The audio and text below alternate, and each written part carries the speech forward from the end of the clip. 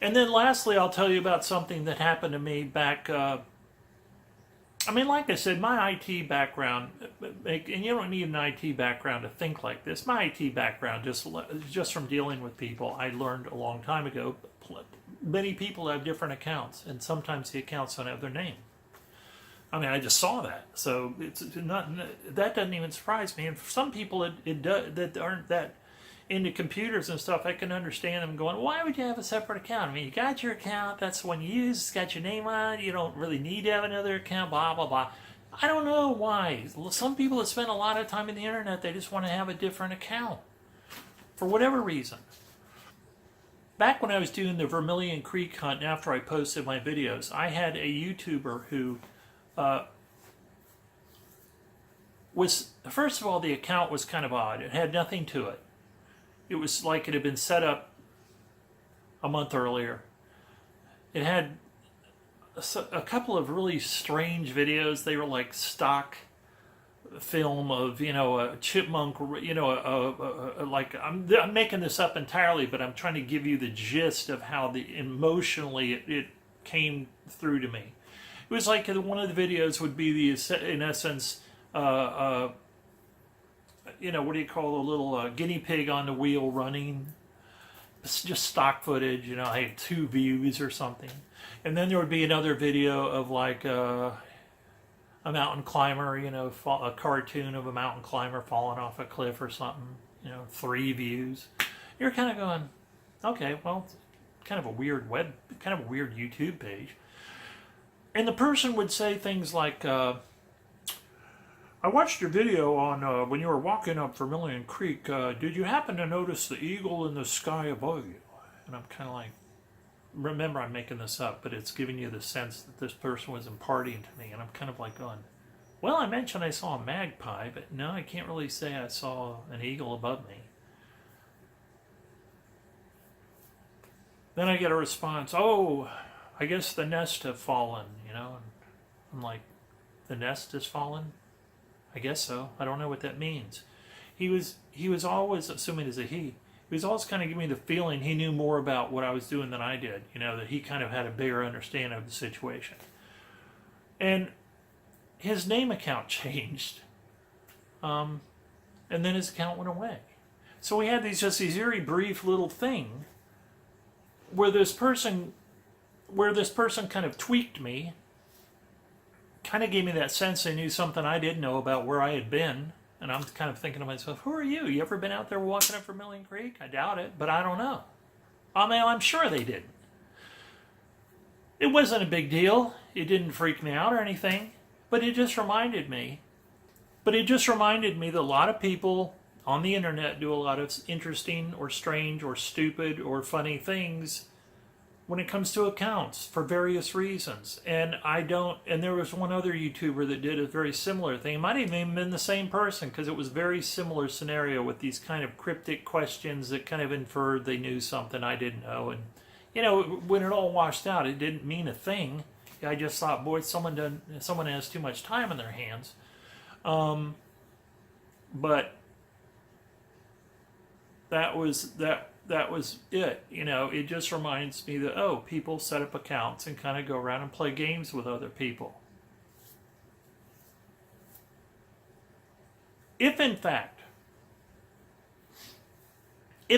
Forrest Fenn has done this, it is not an illegal thing to do.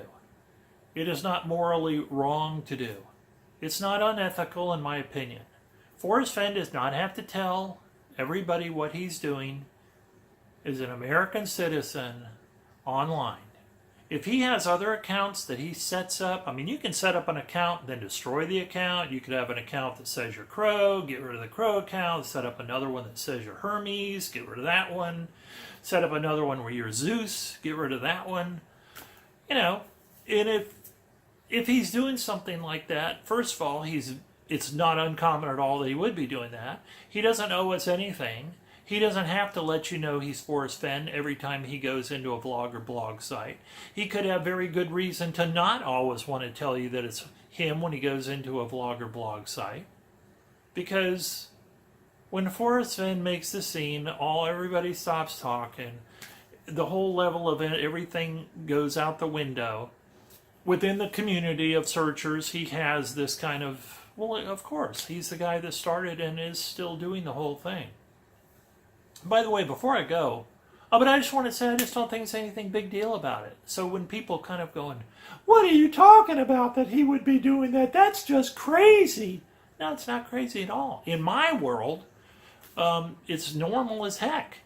And I think a lot of people, you'd be surprised how many searchers have multiple accounts and use multiple accounts. I know I saw one person, I may be repeating myself, they said without going into detail, they said they have another account. I think they were discussing Facebook that they use for their politics because they don't want to be discussing politics with their regular name. And I can understand that totally. So that's about all I had to say on the subject. Oh, I was reading one of the Facebook pages. One of the administrators said they had been talking to Fenn. She does get emails from Fenn, which I thought was interesting. So there are people Fenn talks to. Fenn isn't sitting up there just totally unassailable or unattainable or uncommunicative to people. There are people he seems to email and stuff. I still think, in spite of that he would find it fun and interesting and a little bit freeing to be able to go on to websites under an alias and intermingle with the people. Maybe give them clues and they don't even know it. But if they're smart and it sounds like a good clue, like I said, some of the stuff Crow said I thought was pretty smart. I'll remember it. But she said that Fenn is having issues with worrying about legal problems. I don't know about that. I guess she said, he had said something about if you buy my book, that one of the books, that it gives you a better chance of finding the chest, and somehow that could get him in trouble for mail fraud or something, or I don't know. I probably shouldn't even mention it, but it was an interesting thread I was reading. I thought, isn't it sad? And someone else said, isn't it sad that Forrest at this time of life has to even worry about things like that? But you don't want to keep promises. You don't want to make promises you can't keep, right? So I wouldn't be saying things like, if you buy this book, you have a better chance, because I'm no lawyer, but it seems to me you don't want to get any situation where you have a possible throwdown over proving something and where is it and how do you know and can you show us where it is, etc. I wouldn't say anything like that in the future. But what do I know? As one guy responded, very, very good response. He put a lot of thought into it. He said, he read what she said, and I kind of agreed with her, and he goes, horse shit! I guess he doesn't think Fenn has any legal problems. And I said, I don't know. I said, you might want to elaborate on that a little bit more. But who knows? Anyway, everybody have a good time. Everybody have fun looking for the treasure. Here in the Carolinas, it is overcast. It is muggy. It's not overly hot. I think it's around in the lower 80s today, which is surprising because it's been in the 90s. Everybody have a good day later.